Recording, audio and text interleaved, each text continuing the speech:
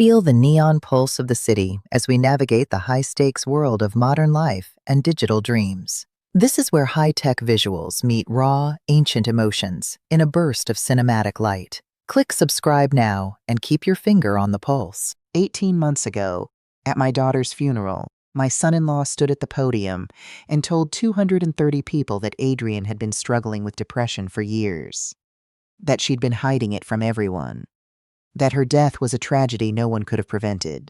I sat in the third pew of Cornerstone Baptist Church on Morrison Avenue, wearing the navy dress Adrian had bought me for my 61st birthday, and I listened to my son-in-law cry into the microphone. Real tears. I remember thinking how impressive that was. How convincing. My name is Loretta Jean Combs. I'm 63 years old. I spent 22 years as a licensed insurance fraud investigator before I retired.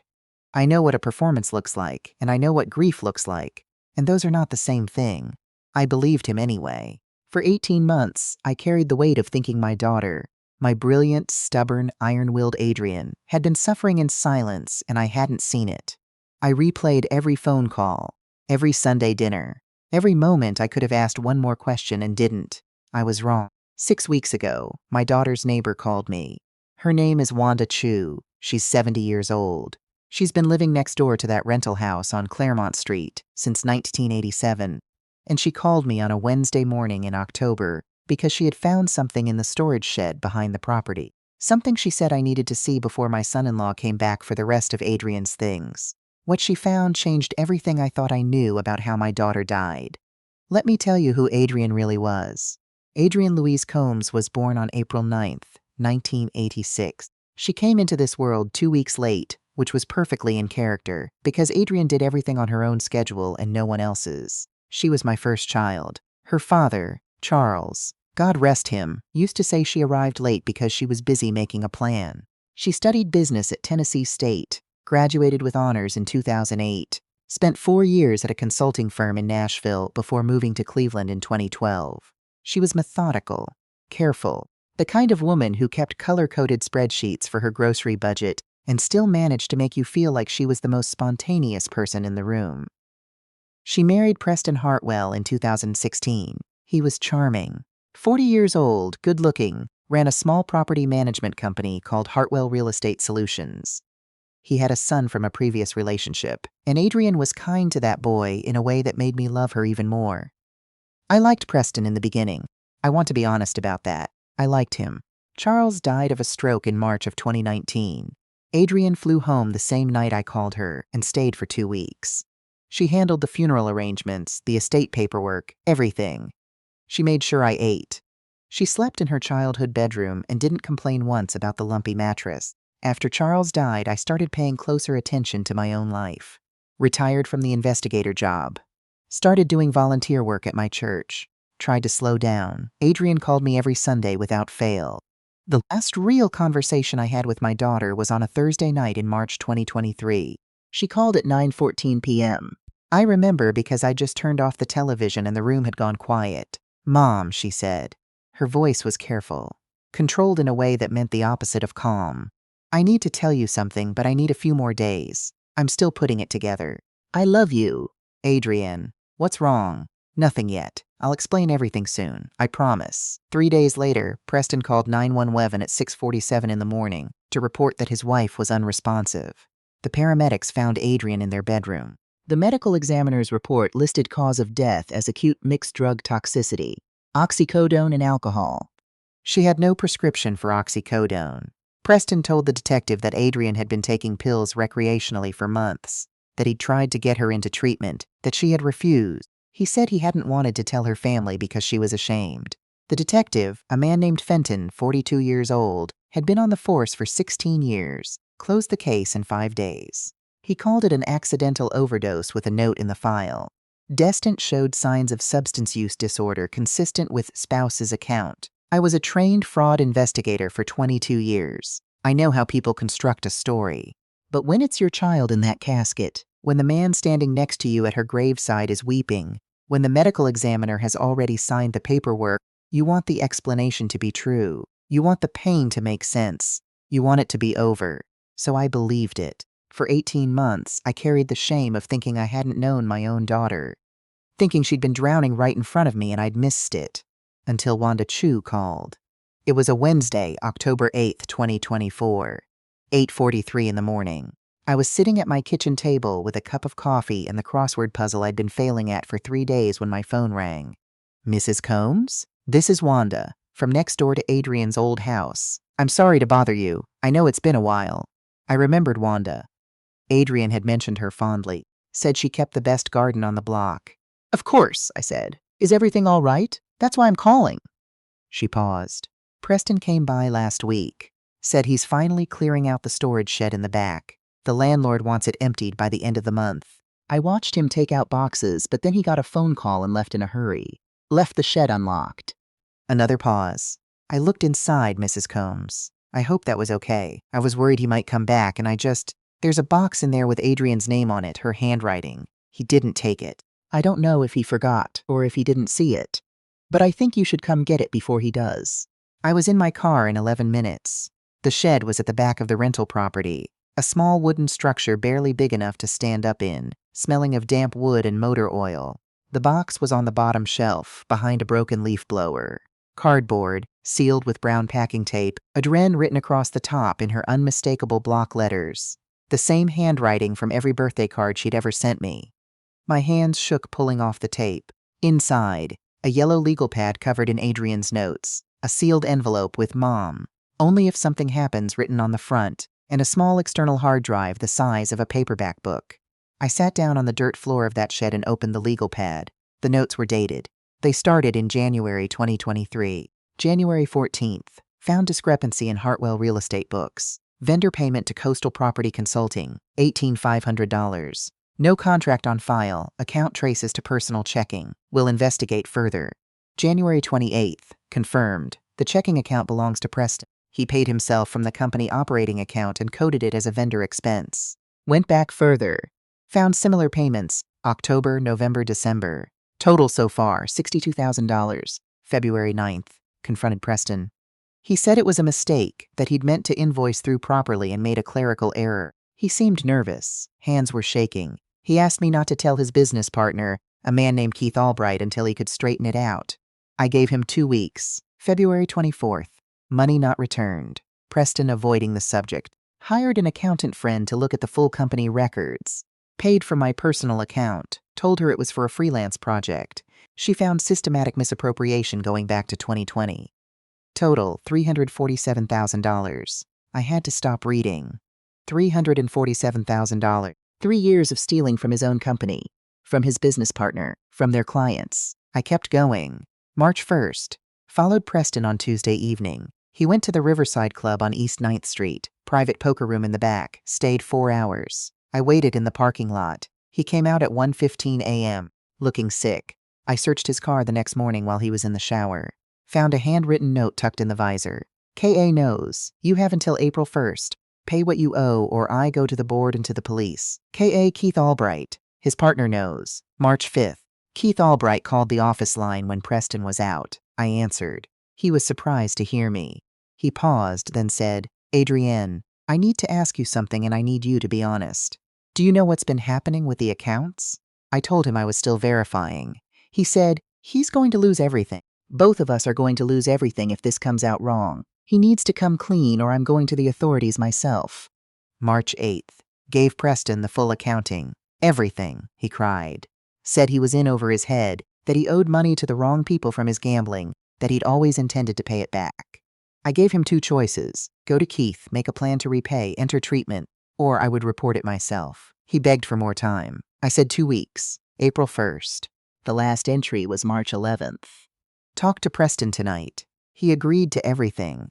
Said he wants to come clean to Keith this weekend, work out a repayment schedule. He asked me to come over to the house Friday evening so we could go over the paperwork together before he talks to Keith Saturday morning. Said he'd make dinner. He bought wine, a nice Cabernet he's been saving. Mom, if you're reading this, something went wrong. I was sitting in the dirt with that legal pad and I couldn't hear anything. Not the traffic on the street outside. Not Wanda's wind chimes. Nothing. Adrian had died on Friday, March 17th, 2023, 6 days after that last entry. I opened the envelope with my name on it. It was 2 pages in Adrian's handwriting. Mom, I don't know if you'll ever read this. I hope you don't, because if you're reading it, it means the thing I was afraid of happened. Preston has been stealing from his company for 3 years. I found it. I confronted him. I gave him a chance to fix it. I'm meeting with him Friday. I want to believe he'll do the right thing. I've always believed people could choose better if someone gave them the chance. But I learned that from you, and you also taught me to document everything. So that's what I'm doing. The hard drive has all of it. Bank records, receipts, the recording I made when I confronted him in February. Give it to someone you trust. I love you. I'm sorry I didn't tell you sooner. I didn't want to scare you. Adrienne. I called my nephew from inside that shed. His name is Abel. He's 34. He works cybersecurity, and he's the only person in my family I trust completely with anything technical. I told him I needed him to come to Cleveland. I told him not to tell anyone. He drove 4 hours from Pittsburgh and arrived at my motel room at 9 p.m. We spent 2 hours going through the hard drive.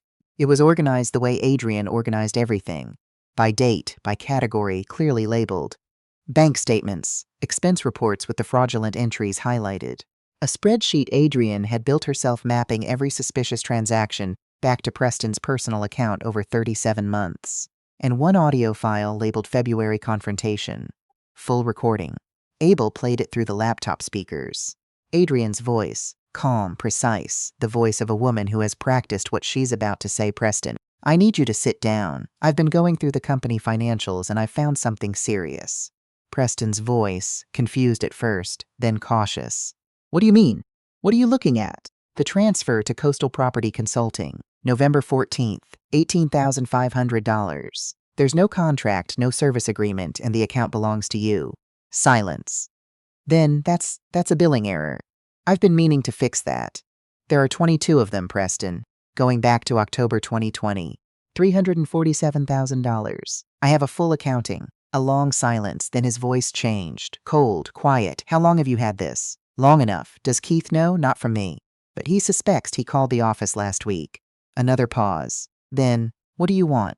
I want you to tell Keith the truth. I want you to make a repayment plan. I want you to get help for the gambling. And I want it done before April 1st. Or I go to the police myself. He laughed, one short, flat sound. You would really do that to us. It's not something I'm doing to us. It's something you did. The recording ended there. I sat in that motel room with my nephew and I listened to my daughter's voice, and I made a list in my head of every single thing that didn't fit. First, the oxycodone. Adrienne didn't take prescription pain medication. Not even after her knee surgery in 2021. She'd asked the doctor for the lowest possible dose and stopped after 4 days because she didn't like how it made her feel. There was no prescription in her name. The medical examiner's report noted consistent with chronic use based on tissue analysis, but I knew my daughter. She wasn't a chronic user of anything. Second, the alcohol. Adrienne had been sober for 6 years. She'd told me in 2017, quietly, over the phone, that she'd decided to stop drinking because she didn't like the person she was becoming when she drank. She hadn't made a big announcement about it. She just stopped. She'd been to 2 of my church's holiday parties since then and drunk sparkling water all evening. Preston knew this. He had watched her decline alcohol at every family dinner for 6 years. Third, the timing. Adrienne died Friday night. Her meeting with Preston was Friday evening. The medical examiner placed time of death between 10 p.m. and 1 a.m. Preston called 911 at 6:47 a.m., claiming he'd found her when he woke up. But the neighbor across the street, a retired postal worker named Eugene.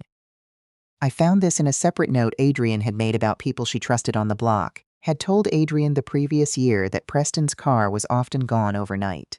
I didn't know this when it happened. I know it now. Fourth, Preston's story. He told the detective Adrienne had been secretly struggling with substances for months. But Adrienne's phone records, which Abel pulled through a legal data request using my status as next of kin, showed she was texting me, texting her best friend, texting her coworkers right up until the Thursday before she died. Nothing in any of those messages suggested a woman in crisis. They were normal. Grocery lists, work emails, a joke she'd texted her friend about a bad movie we'd watched. My daughter was not struggling. My daughter was building a case. And Preston had invited her to dinner on the night she was supposed to hand him an ultimatum. I did something that night that I have thought about every day since. Instead of driving straight to the police station and laying every piece of evidence on the desk of Detective Fenton, I went to Preston's house. I need you to understand that I know it was reckless. I know. 22 years of fraud investigation, and I still did something I would have told any client never to do. I wanted to look at his face. I wanted to hear what he would say when someone who knew the whole truth was standing right in front of him. I drove to the house on Whitmore Drive at 7:30 in the evening.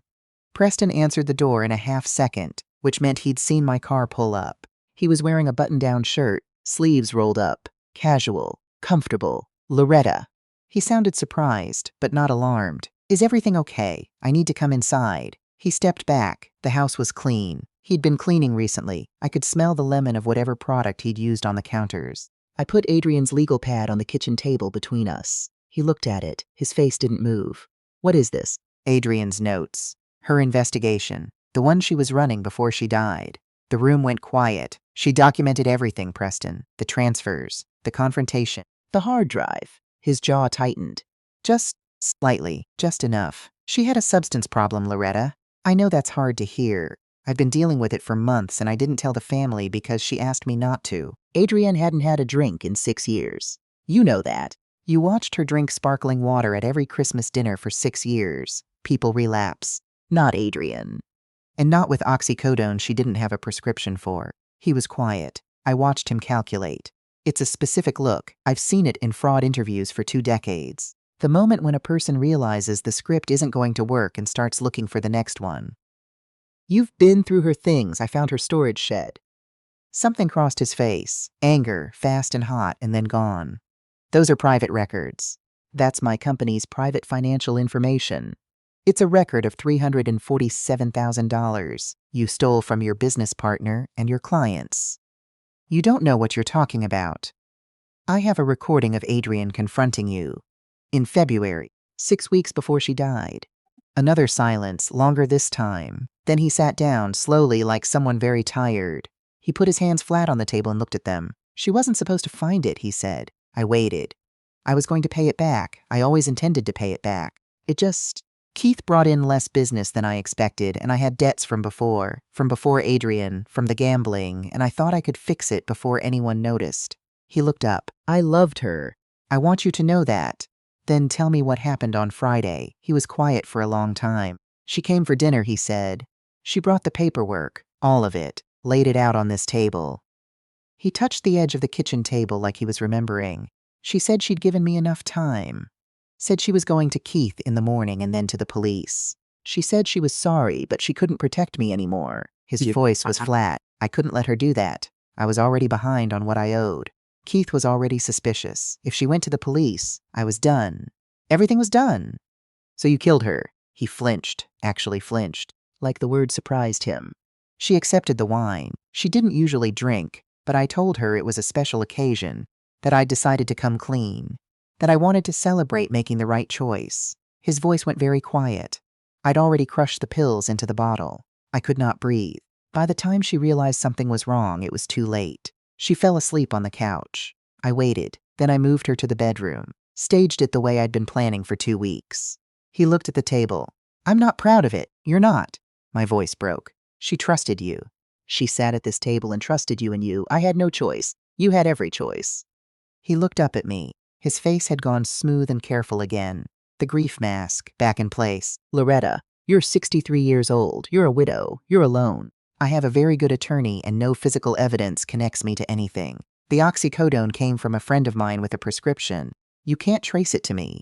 The wine glass was washed. Adrian was cremated. He leaned back. If you go to the police, you have a legal pad and a hard drive of financial records and a recording of a conversation about money. That's not a murder case. That's a grieving mother making accusations. He stood up and walked to the door. I'm sorry you're in pain, he said. I genuinely am. But Adrian made a choice to push me into a corner, and I made the only move I had left. That's the truth of it. Go home, Loretta. Let your daughter rest. He opened the door. I walked out. I drove 3 blocks, pulled over, and sat with my hands on the steering wheel for 20 minutes. He was right about one thing. I had a hard drive and a legal pad and a recording of a financial confrontation. No physical evidence, no wine glass, no pill bottle traceable to him, no witness. My daughter had been cremated, her ashes scattered at Lake Erie on a Sunday morning in April 2023, while Preston stood next to me and held my hand. What I did have was 22 years of knowing how to build a case from nothing. I had never worked a murder, but I had worked 263 fraud cases, and the principle is the same. Find the thread the person doesn't know you're pulling.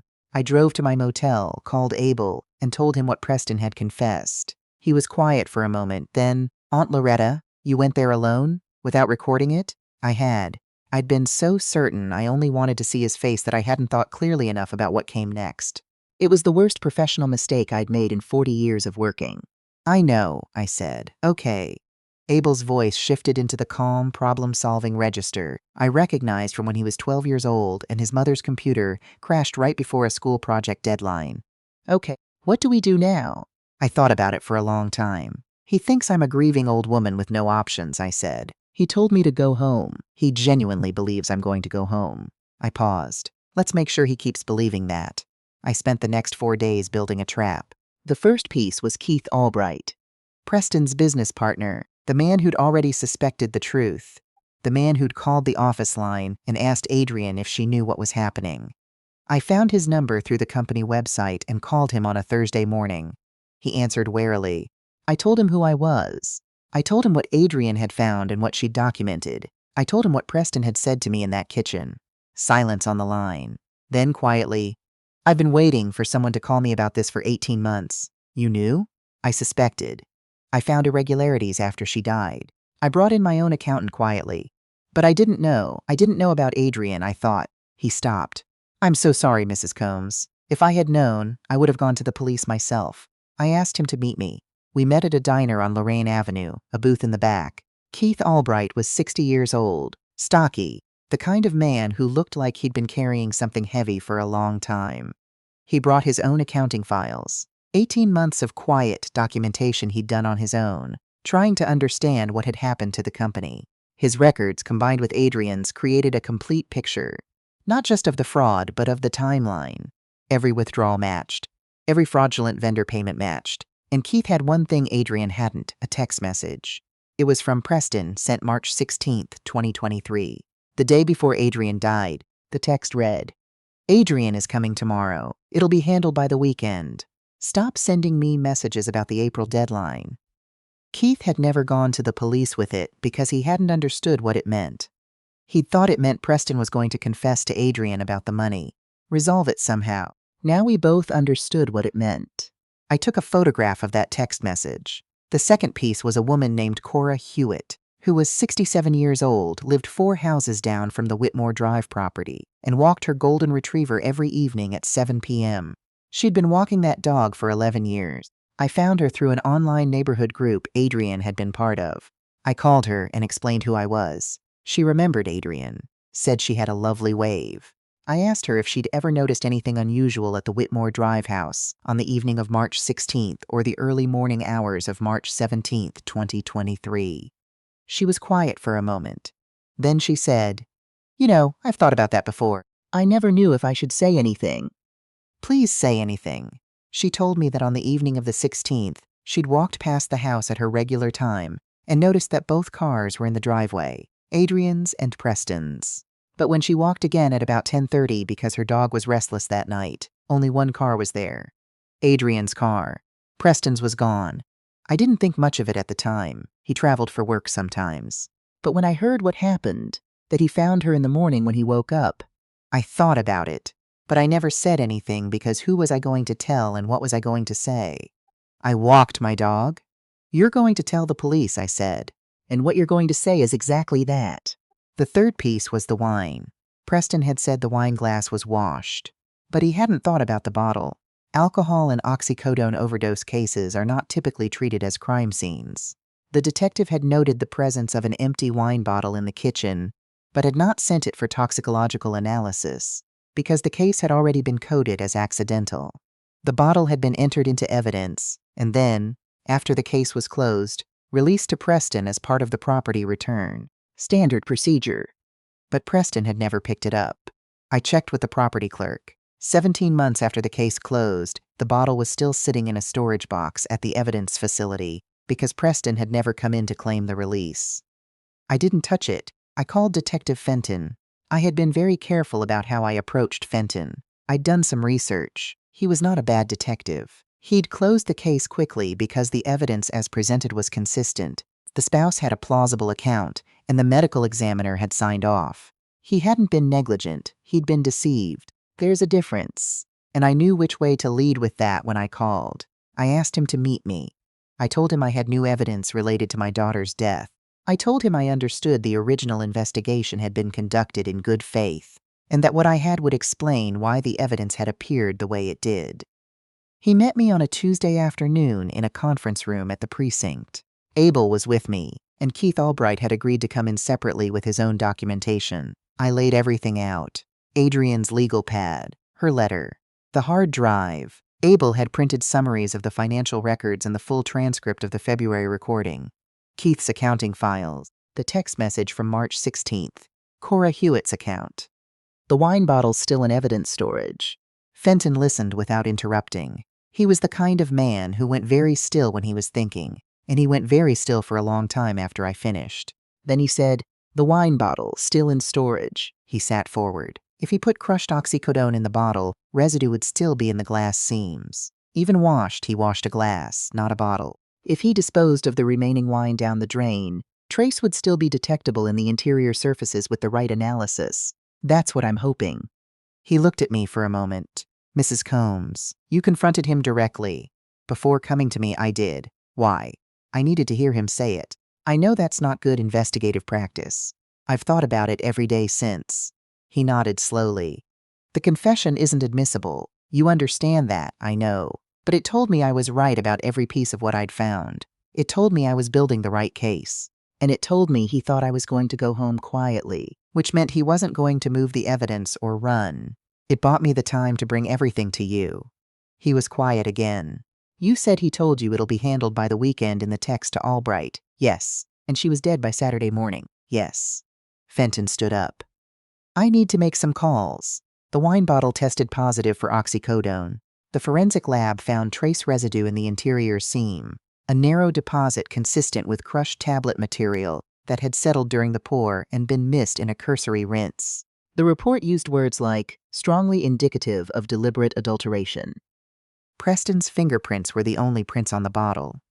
Adrian's were not, which meant she hadn't touched the bottle herself, which meant she hadn't poured her own wine. Preston Hartwell was arrested on a Thursday morning, 32 days after Wanda Chu called me about the storage shed. He was charged with first-degree murder, fraud in the first degree across multiple counts, and obstruction of justice. Keith Albright, who had not known about the murder and had been building his own quiet documentation for 18 months, cooperated fully with prosecutors in exchange for immunity on the fraud charges he'd been too afraid to report. His records filled in the last gaps in the financial timeline.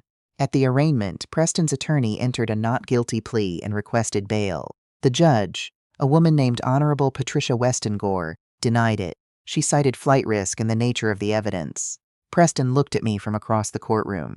I looked back at him. I didn't look away first. "The trial is set for spring of next year. The prosecutor has told me the case is strong. The wine bottle, the text message, the recording of the February confrontation, admissible as financial evidence even if the murder confession wasn't. The neighbor's account of the car being gone. Keith's 18 months of documentation. Adrian's own notes, written in her own hand, naming Preston and naming the date she was meeting him. My daughter left me a trail. She knew I would know how to follow it. After Preston was arrested, I drove to where Adrian's ashes were scattered. We'd gone out on a friend's boat that Sunday morning in April, and I'd held the urn over Lake Erie and felt the wind take her. I went back to that shoreline at the marina, and I sat on a bench in the cold, and I talked to her for a long time. I told her I was sorry. I told her I was sorry it took me 18 months. I told her about the hard drive and the legal pad and the recording and the bottle and all of it. I told her that her name would be cleared, that the story told at her funeral was a lie, and that everyone would know it was a lie. Then I went home and I called every person who'd been at that funeral and I told them the truth. That took most of the day. My nephew Abel is staying with me through the holidays. He set up the security system I should have had years ago, and he checks in every morning. My sister Carolyn flew in from Atlanta for 2 weeks and rearranged my living room, which I complained about. And she was right to do it. Keith Albright called last week to tell me that the remains of Hartwell Real Estate Solutions had been restructured. He'd brought in a compliance firm to audit everything and had begun making restitution payments to the clients who'd been defrauded. He said he wished he'd acted sooner. I told him that was something both of us would have to live with, and then I told him that living with it was better than the alternative. He agreed. There's a woman at my church, Vivienne, who lost her son to violence 7 years ago and whose case was never properly investigated. I've been talking to her. I don't know yet what I can do, but I've been talking to her. I spent 22 years investigating fraud because I believed that financial crimes were taken less seriously than they deserved, that the damage they did to people was real and lasting, and that the people who committed them counted on being underestimated. I retired because I was tired. I'm not tired anymore. My daughter sat at a kitchen table across from her husband and laid out the truth and gave him a choice. He chose murder. She chose integrity, and she chose it knowing there was a chance it would cost her everything, and she still chose it. I used to think integrity was something you demonstrated in the easy moments, that it showed itself in small, daily choices. What Adrian showed me is that integrity is what you choose when it's the hardest thing in the room, when it costs you something you can't get back. She was 36 years old. She was methodical and stubborn and brilliant, and she waved at her neighbor during evening dog walks, and she hadn't had a drink in 6 years, and she died because she refused to be complicit in someone else's dishonesty. If you are in a situation where you know something is wrong and you're afraid of what it will cost you to say so, document everything. Store it somewhere safe. Tell someone you trust. And know that the people who are counting on your silence are always more afraid of the truth than you are. My name is Loretta Jean Combs. I'm 63 years old. I buried my daughter 18 months ago believing a lie about who she was. I know who she was now, and so does everyone else.